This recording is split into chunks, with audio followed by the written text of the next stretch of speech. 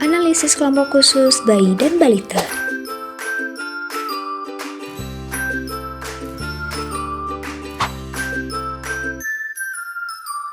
Kami yang beranggotakan Baya Sundari, Putri Dia Ramadhani, Viola Aditriana, Vinda Tri Astuti, Salsabila Mahfira, Dukita Aryani, dan Ratni Murni Nurrohim. Dengan narasumber Ibu Katalina Syatika Dewi AMD Kep, serta Ibu Indah Mariana AMG.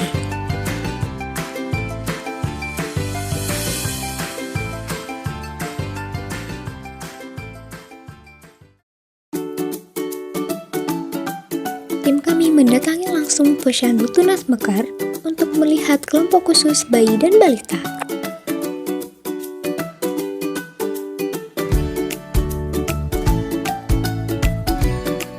Di sini kami membantu para ibu kadar dan tenaga kesehatan untuk melakukan penimbangan dan pengukuran serta pemberian vitamin A kepada bayi dan balita.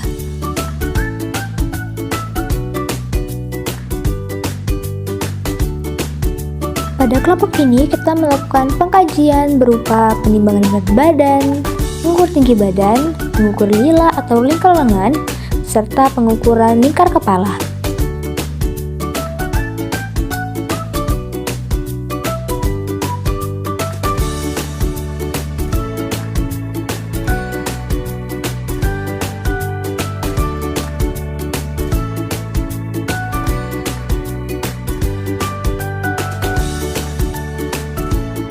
Tidak lupa dengan pemberian imunisasi kepada bayi dan balita sesuai dengan umurnya.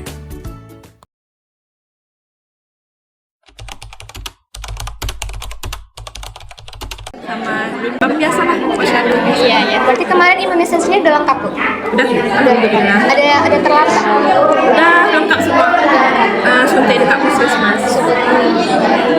Jadi sekarang tinggal nimbang aja. Nimbangnya, tapi tiap bulannya ada kenaikan atau sesekali aja? Bulan ini aja turun, mungkin karena lasak lah. Lagi aktif-aktifnya. Iya, aktif. Berarti Ibu sering ya kesini? Iya. Ini ada sakit nggak? Alhamdulillah sih, cuma demam-demam aja. Kan banyak teman-teman, kalau teman-teman dia pasti ada yang seumuran dia kan, itu diajak ke posyandu juga nggak? Barengan bisa. Barengan bisa, berarti Ibu yang ngajak gitu ya? Ibu Iya. sering ngajak, berarti sama barengan. ada grupnya gitu ya? Enggak juga. Tapi kayak sering tidak datang ke sini gitu Iya. ya? Nggak datang, nanti ibu kadernya yang datengin gitu. Karena alasan apa gitu. Soalnya kan ini bermanfaat juga ya kan? Iya, perkembangannya. Kan ya, Ya tante. Bombastic side eye. apa namanya? Yuna kan? Ya udah. Berapa? 2 tahun 3 tahun. Tapi lambat ya? Kurang. Atau nggak sesuai umur, nggak sesuai ini ya? Enggak, tepat ya? Tadi kan juga ada bulan ada bulan kemarin turun, tapi bulan ini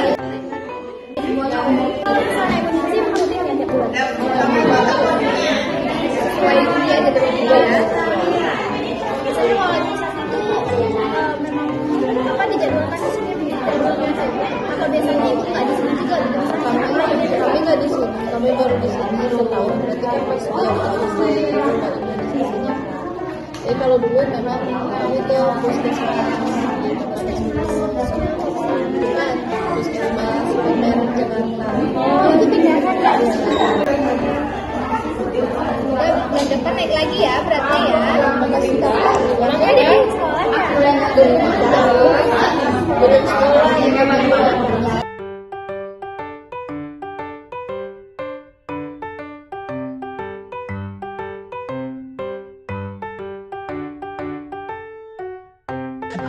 Baik Ibu, selamat siang ya Ibu ya. Kami dari mahasiswa Menkes Tanjung Pinang, Kode Pidana. Izinnya Ibu, saya akan dan teman-teman saya mengajukan beberapa pertanyaan kepada Ibu. Bapak Ibu bersedia? Bersedia. Oke baik, untuk pertanyaan pertama bisa diberikan oleh Kak Dea. Sebelumnya perkenalkan ya Bu, saya Putri Dea. Jadi di sini saya ingin bertanya, untuk posyandu pagi ini Bu, nama kelompok khusus yang hadir pada pagi hari ini dengan nama apa ya Bu?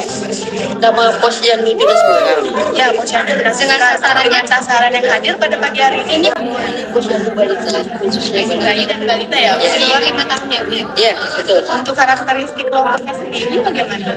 Di sini sih bayinya, kalau bayi dari 0 sampai 11 bulan. Ada juga yang 12 bulan sampai 23. Ada yang 24 sampai 59. Jadi begitu ya Bu, ciri-ciri yang hadir pada pagi hari ya. Mungkin pertanyaan selanjutnya bisa nggak ya? Baik Bu, perkenalkan saya Nikita. Nah di sini saya mau bertanya nih Bu, gimana sih proses pembentukan dari kelompok khusus posyandu balita ini? Kan pastinya tidak mungkin ya Bu ya tiba-tiba langsung ada nih posyandu balita ini, pasti ada yang mengkoordinasinya gitu kan Bu. Nah itu dari awal bisa terbentuk itu siapa Bu yang mengarahkan gitu?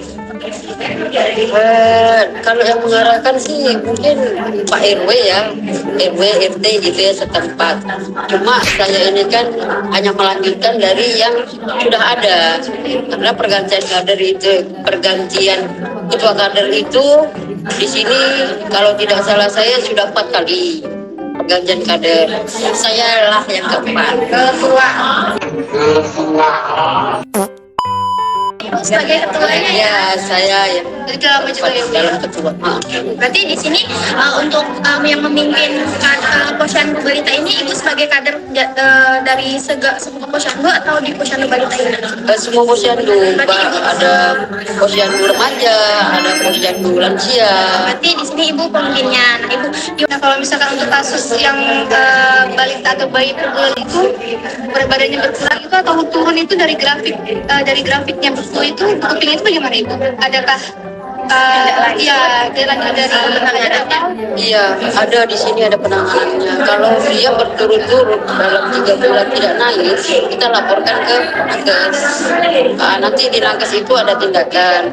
Misalnya dia tidak naik dalam 3 bulan berturut-turut, itu dia nanti dikasih pengarahan atau dikasih PMT gitu dari dinas. Nah biasanya untuk kasus seperti itu banyak nggak Ibu?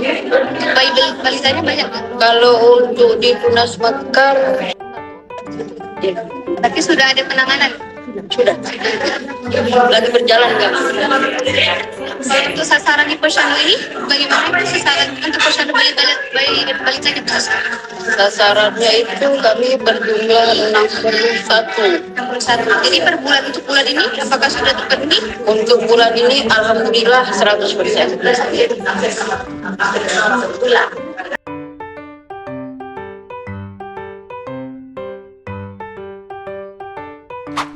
Baik, selamat siang Ibu. Assalamualaikum warahmatullahi wabarakatuh.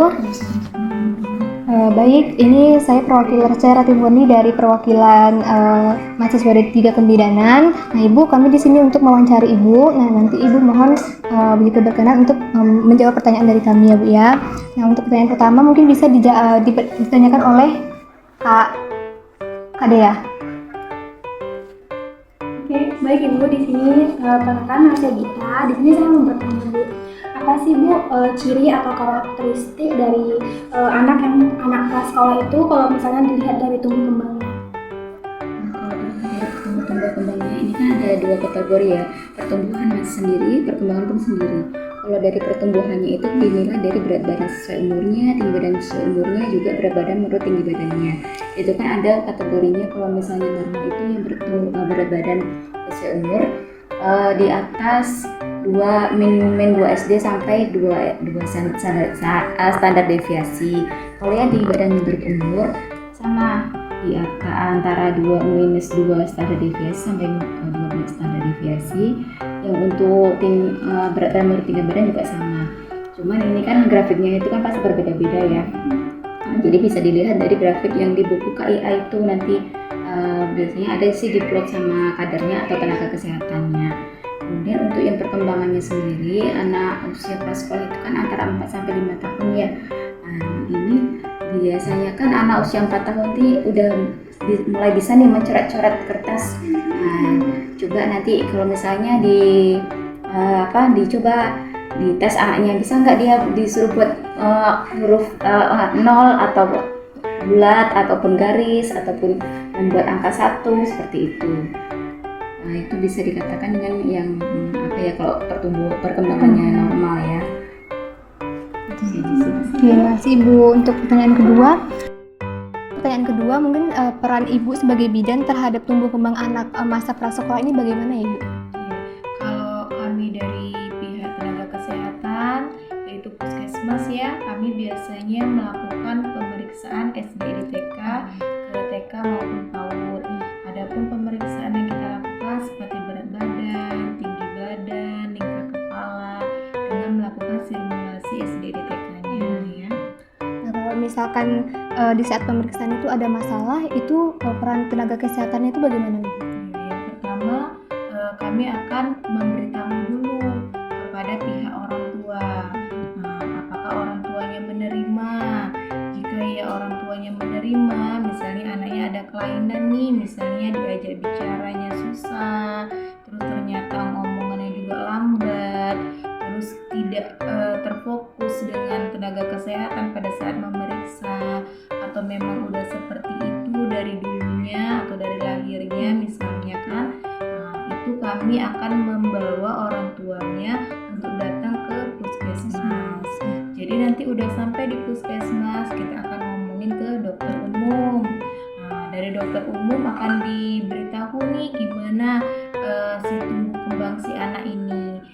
Jika memang harus butuh pemantauan, biasanya kami rujuk ke tenaga atau ke fasilitas